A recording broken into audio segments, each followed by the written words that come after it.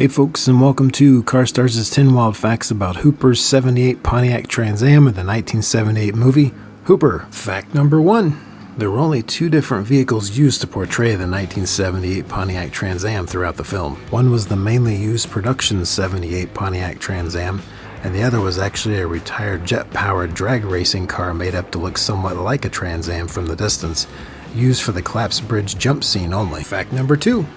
The Mayan red 78 Trans Am was a mostly stock model with the emissions-capped 185 horsepower 403 engine paired with a 3-speed TH350 automatic transmission option. Although there weren't any aftermarket power upgrades installed due to pesky government regulations at the time, the car did have the optional WS6 high-performance package that helped improve handling quite a bit at least.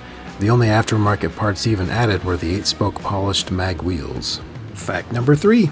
The only real modifications made to the 78 Trans Am were the added prop jet booster parts in place of the rear seat and other related prop pieces. This mainly included an air tank painted black with other prop parts bolted to it for looks, the added prop pressure gauges panel added to the center console, and of course the prop booster tube of sorts added to the rear bumper. Fact number 4. The many surrounding structures that the Trans Am navigated through during the exploding chaos ensuing it for the finale scene was not a set built for the movie, but rather an abandoned World War II military facility that was already slated for demolition. So all the exploding and falling structures were indeed real demolition charges taking down real brick buildings, with actual building debris being expelled throughout the scene. The explosions were so numerous and dangerous that the stunt coordinators nicknamed the area of the highest concentration of explosive charges Damnation Alley. Fact number 5.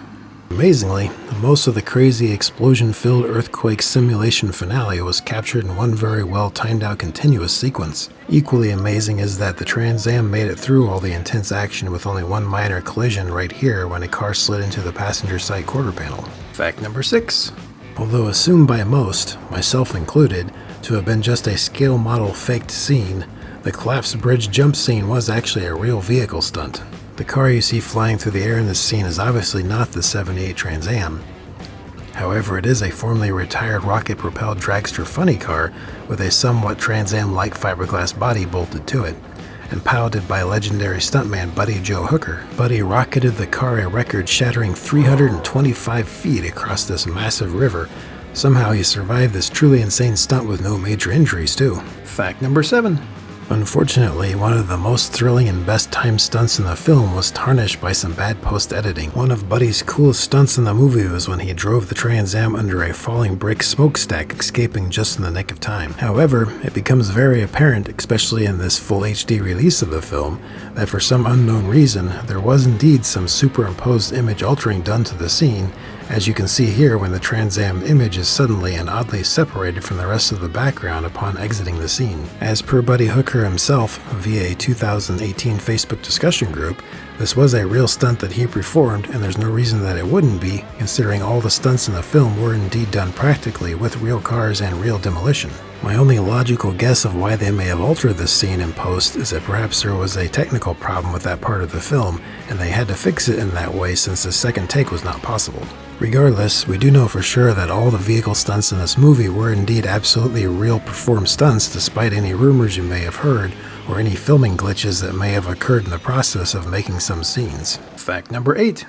After a short stint of post-production promotional touring, the screen-used Hooper 78 Trans Am was scrapped and crushed. And of course the stunt rocket drag car didn't survive the massive jump, and I'm still amazed that Buddy did survive unscathed somehow. Fact number 9. Burt Reynolds liked the Hooper 78 Trans Am so much that he had a recreation of it built up for himself to add to his collection. Shortly after Burt's passing in 2018, his Hooper Trans Am was sold at a Barrett-Jackson auction that same year for a hefty $88,000. Fact number 10. Burt's Hooper 78 Trans Am recreation now resides in the Memory Lane Classic Car Museum in Hiawaska, Georgia, if you'd like to go check it out. This museum has been in the process of selling a lot of their cars over the last year due to the owner having passed away, so there may be an opportunity to purchase this car. If interested, the museum can be contacted via this email address or phone number. Well, there you have it, folks. Thanks for watching, and make sure to hit that subscribe button if you like what you saw here.